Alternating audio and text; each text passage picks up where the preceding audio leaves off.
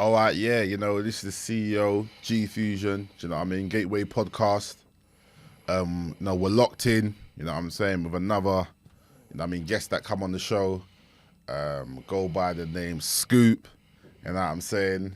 And obviously, you know what I'm saying, first and foremost, obviously I appreciate my brother for coming. Thank You know what I mean? Even just generally meet you, the man know you're a good brother, that you can just tell with certain people, do you know what I mean? But yeah, without further ado, let's get locked in. Yeah, man. All right then. So, Scoop, I know you're a man of many talents, yeah? You've done a lot of stuff. So, how did you get into poetry and battle rap? Funny enough, obviously I got into battle rap first. So, funny enough, you can YouTube this. I've been a battle rap fan for years, from Smack DVD to all of that. So I went to an event in end of 2015 called Battle of the Brave. Okay. So all my favourite battle rappers were coming over to do their thing, and it was my boy's birthday as well, so we said, yeah, we got to book this and go. So at the event now, and obviously I've always had bars and this and that and the other, and then I remember Charlie Clips was on stage and he was like, "Rah, does anyone think they're good enough to get up here and do this thing?" I was like, "Rah." Man, them grabbed me. Yo, That's him, mad. him, Yeah. grab him. I was like, "Oh shit, here we go." And then I got on stage. They grabbed some next guy. There was like, what, I think maybe 1,000 people in the building.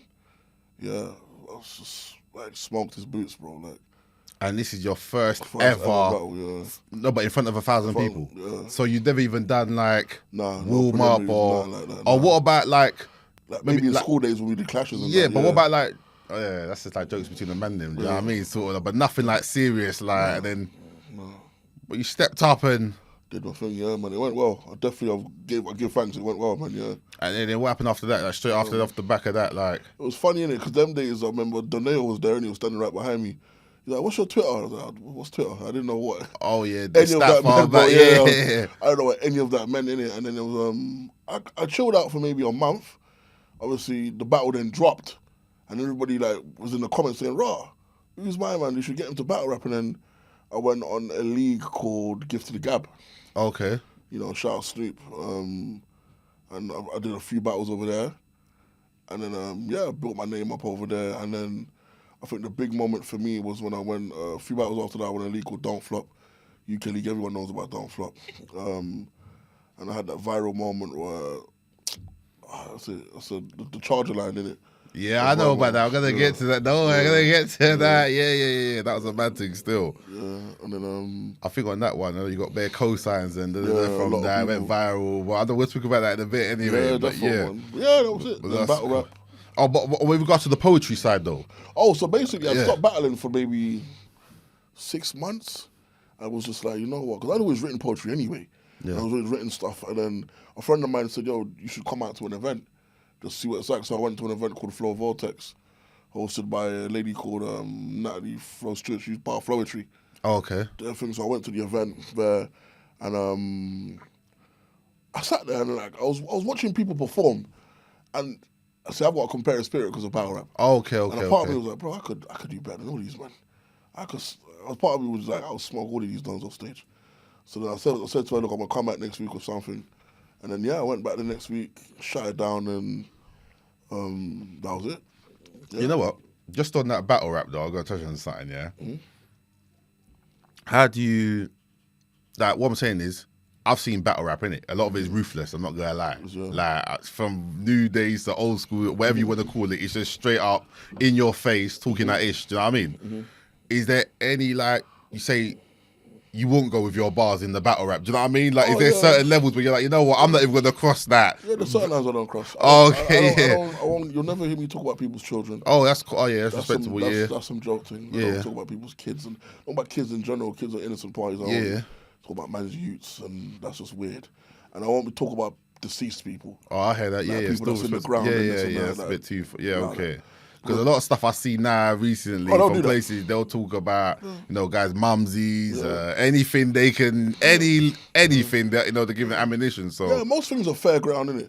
Like, if you talk about my mum, I'll talk about yours, innit? But it's not a thing where if I know that someone in your family's gone, I'm not going to write about that's your mad. family. Because to me, it's like, you're doing it for shock value. Yeah, You don't really have skill. You're just Okay. saying, oh yeah, that because it's easy to get across to go, oh, Yeah. come on, really? I hear you saying. You know what I mean?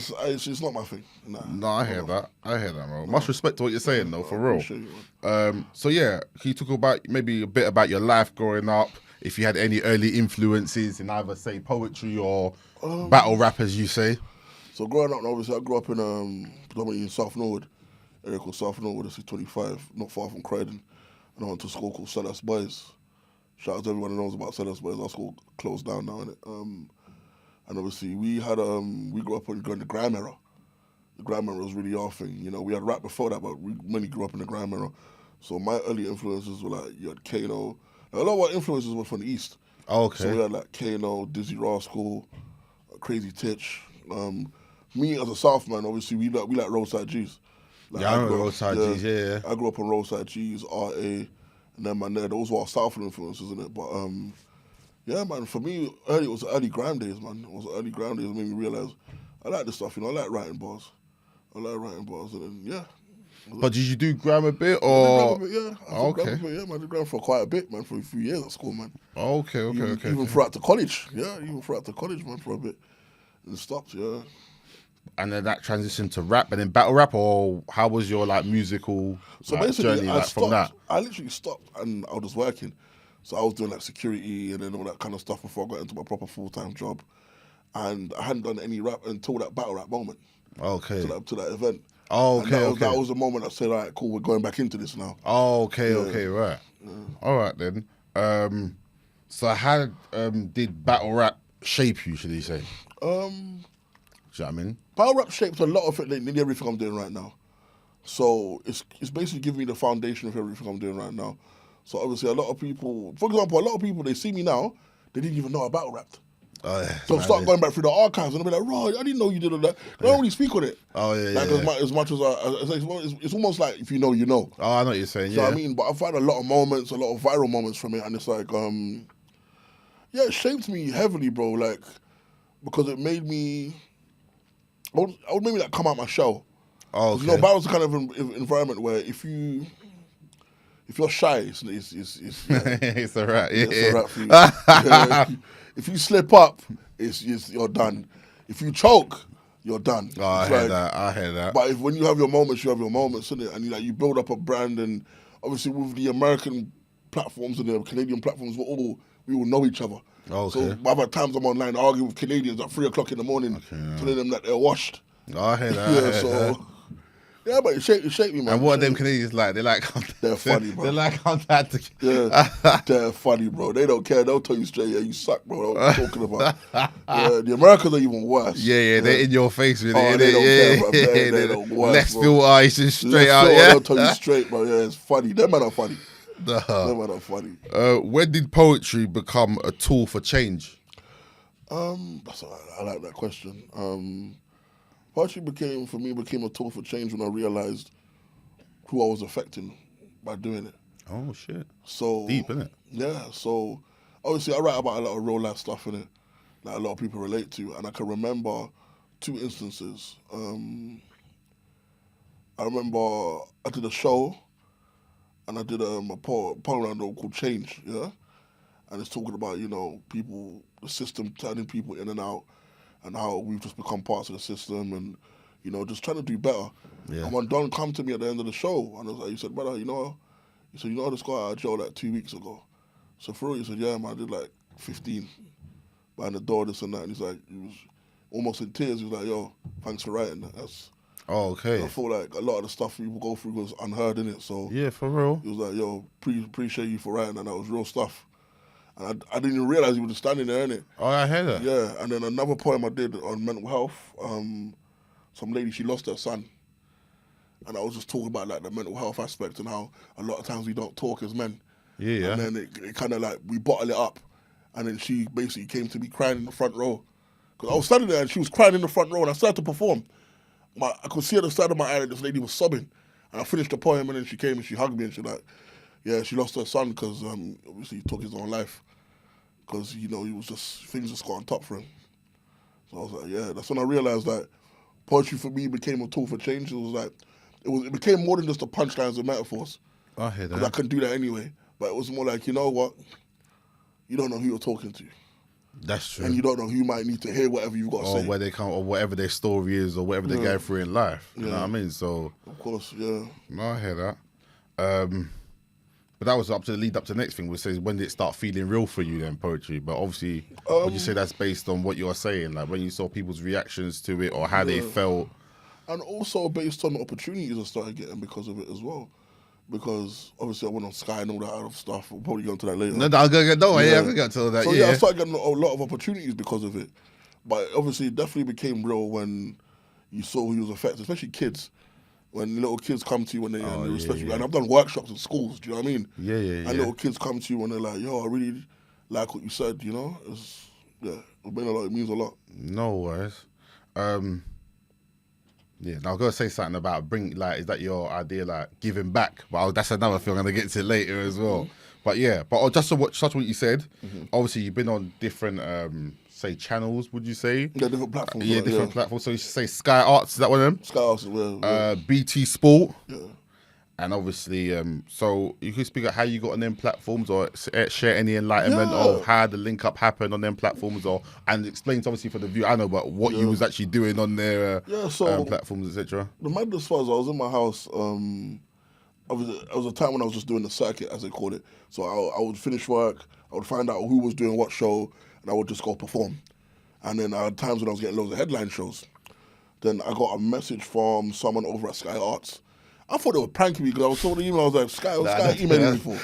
Yeah, I thought it was some kind of sales thing. Like, Sky emailing me for. I'm saying. And then the person was like, yo, we like what you do. We've seen your profile. We want to invite you on to, there's a mental health program at the mental health. We want you to do that on TV for us as part of a show called Life and Rhymes. And I got to meet a gentleman called Benjamin Zephaniah. I was going to get to that. Yeah. Rest in peace, for real. Funny enough, my friend's uncle, he didn't even realise that. Oh, and then, so with the Sky Arts thing, that's how Sky Arts came about. And I knew that poem at the back of my hand, innit? And I was just so, like, excited just to be part of it. Like, you get in there, big cameras, everything everywhere, innit? Production, you're seeing the whole behind the scenes, yeah. Like, it's just mad. You're seeing how it is, yeah. Yeah, and I was like, man's actually going to be on TV. Like, it hit me, innit? I was like, look at... And man's going to be on TV for something positive. Yeah, that's another thing as well. Yeah, but we're going to be on TV for something positive, do you know what I mean? Like, that's what hit me. And then, I did it.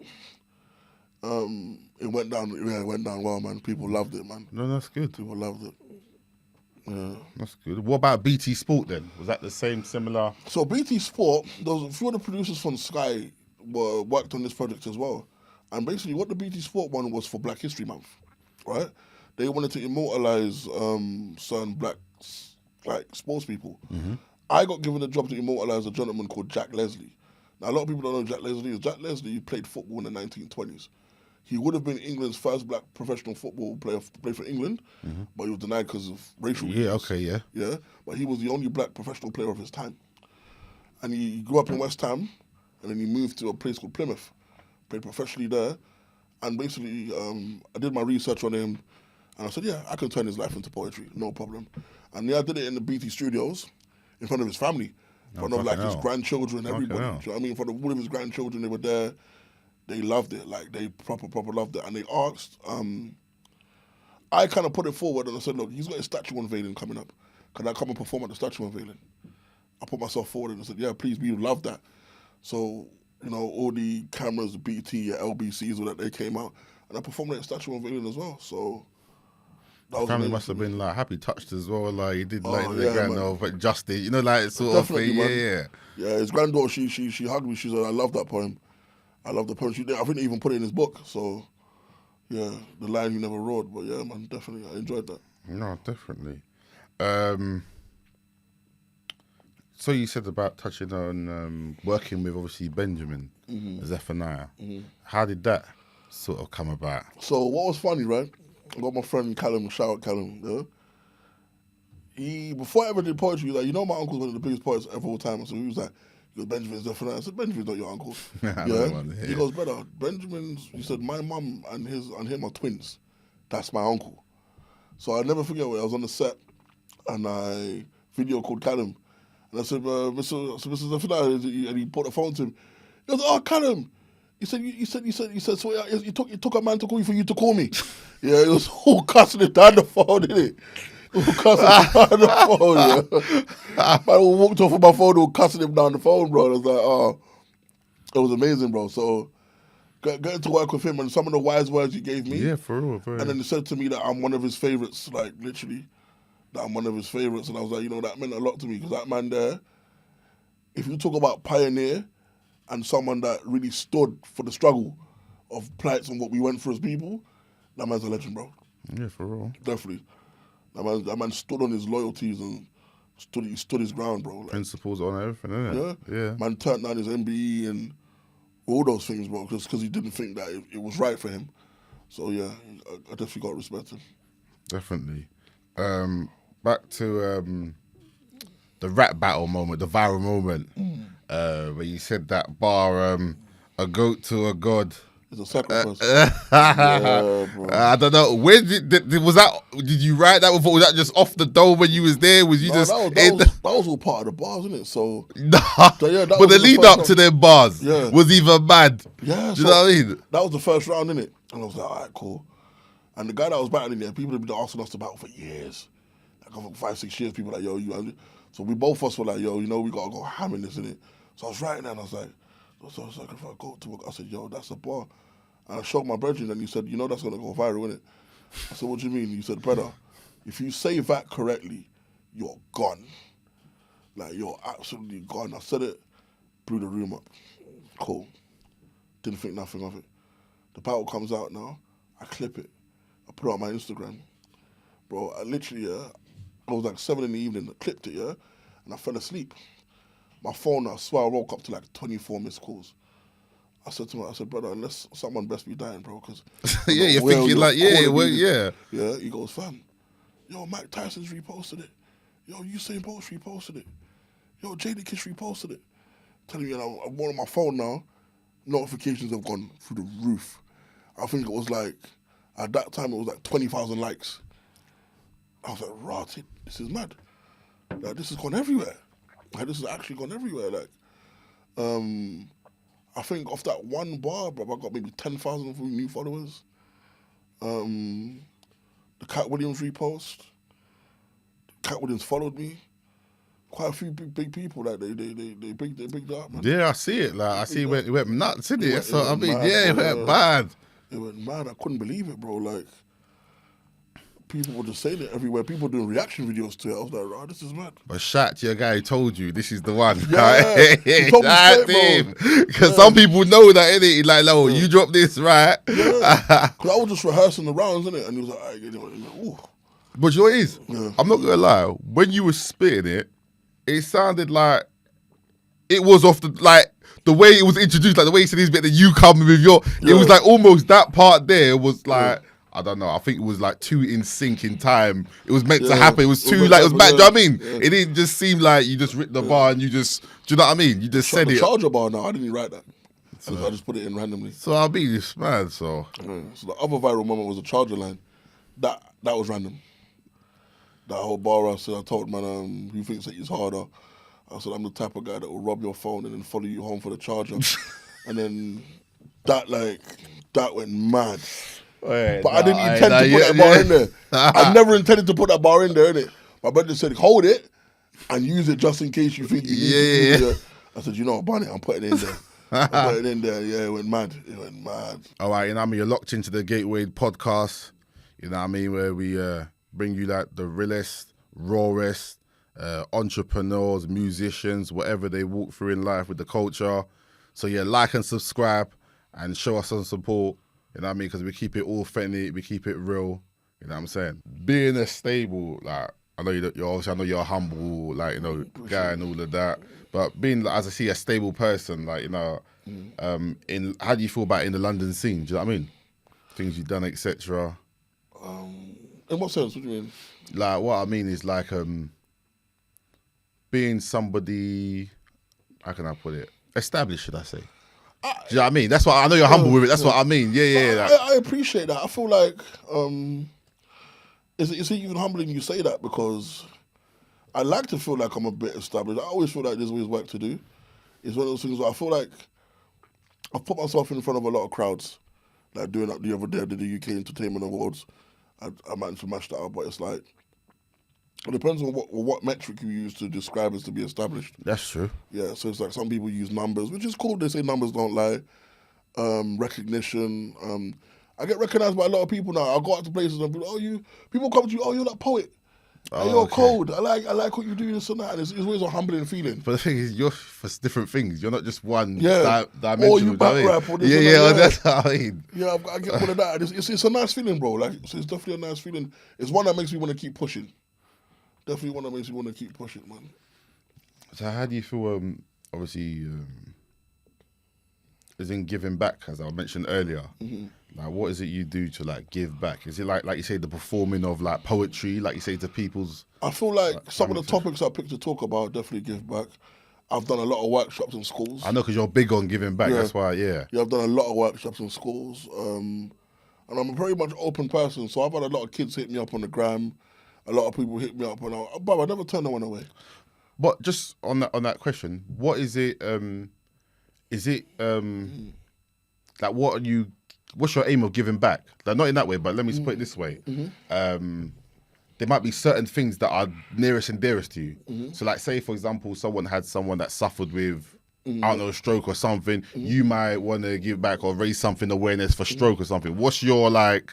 Do you know what I mean? In that sense, giving back, is it just a general give back to everything, or is it for certain things that you know what I mean? I feel like you should if you can. I feel like you should if you can. I don't judge anybody. People are busy, people live different lives, but I feel like if you can, and it doesn't take much as people think. People think that you got to go out and no. Giving back could be the smallest thing. You could change one life. You've done a lot.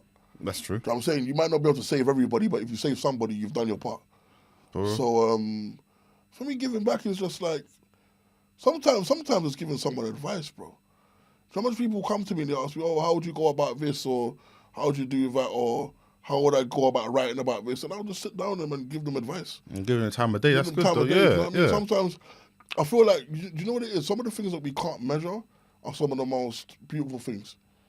So I always say time is the one thing that you can never get back.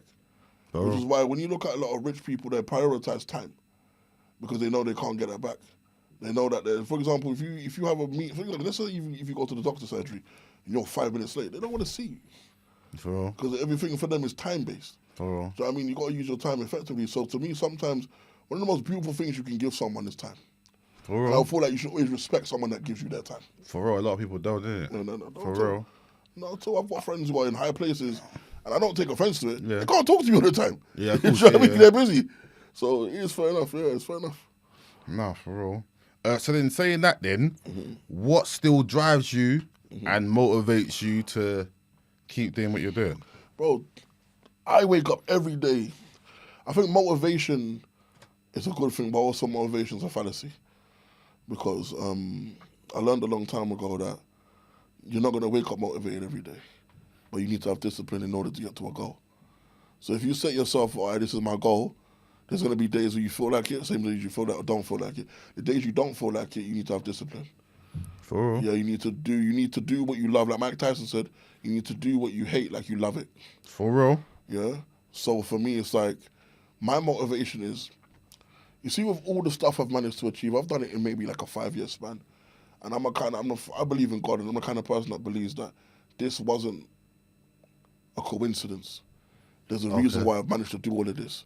I've managed to go on Sky. I've managed to go on tour. I've managed to do like this isn't just happening for me to be in one place. I need to keep pushing. I need to keep pushing because it's like you look around, you see all the content creators, you see all these people. God bless them. They're making money doing what they love. Yeah. So why shouldn't I? That's how I look at it. Yeah, for real. Yeah, why shouldn't I? So that's one of the things that keeps me going every day. And because I'm doing something that I think is relatable, I know eventually I'll get there.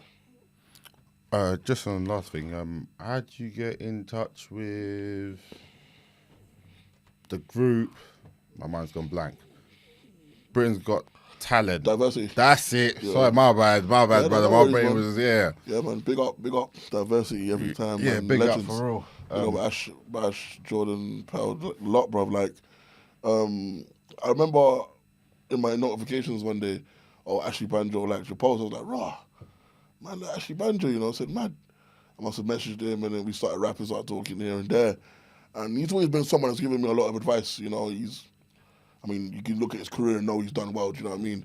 And being a leader that he is as well. So, yeah, I remember one time ago he said, I want to work with you on stuff, I just don't know what yet. And we said, right, cool. And then Tutu's now, a couple of years ago now, he said, yeah, I'm going on tour. I want you to, like, help me write and narrate this tour. So I said, most definitely, man, like, and obviously my workplace, I've been there, this year 13 years. So I told my workplace, look, man, I got an opportunity to go on tour. They didn't even stand in my way, bro. Like, they just said, yeah. Fucking hell, most companies. Yeah, these they days, helped. innit? Yeah, they helped me go in it, and obviously it was a good look for them as well because Braves got talent winners, this and that, and the other. It's good publicity for them as well. Yeah. And obviously, like from the monetary standpoint, it wasn't going to cost them no money to let me go. Yeah, I know what you mean. Someone would just fill my position in the I know meantime. what you mean. Yeah. So I said, yeah, man, let's go. And I won't lie to you, bro. The happiest time of my life was done. Like they're going on tour now. The setup's going on tour now in maybe a week's time. I'm so sad I'm not there, bro. I hear that. Yeah, I watch all the guys and watch the stories, and I'm happy for them, yes, all day long. I'm gutted I can't be there. Oh, I hear that. If you know what I'm saying. Yeah, of course. Because that was like a pivotal moment in my life, and the time when, as mad as it may sound, I felt free. Like waking up every day to do something you love. I think a lot of people don't understand how beautiful that is. Yeah, of course. You wake up every day, you're in front of crowds of people, and you're getting to do what you love. Like, it's amazing, bro. It was the most amazing feeling, bro. I can't lie. Just for those who don't know, what did you actually do? On the tour? Yeah, on the tour with. So he was, obviously these guys are amazing dancers and choreographers, so I was helping narrate the story that he was telling through dance. So I would come in and out, and I would do it in spoken word format, but over music. Oh, okay. Telling the story as to what happened. So there was a hospital scene, I was talking about that. Oh, shit, okay. Then I also opened up the show as well, so yeah. That's what I was doing mainly, yeah. No, that's cool, man. Yeah, man. Definitely. And obviously, for those who don't know, just let them know, obviously, where you're from, where you grew up, etc., etc. Yeah, so like I grew up in Norwood. Family's Jamaican. I came here when I was 5. Okay. Yeah, so I was born in Jamaica. I came here when I was 5. And yeah, man, I just grew up in Norwood, bro. Like, one of the easiest, one of the hardest, one of the easiest at the same time either. Lots of bumps in the road, a lot to learn. You know, a lot to navigate, a lot to learn. I definitely say life could have gone differently. Yeah. Life could have gone differently, most definitely. But, you know, we give thanks that we're here.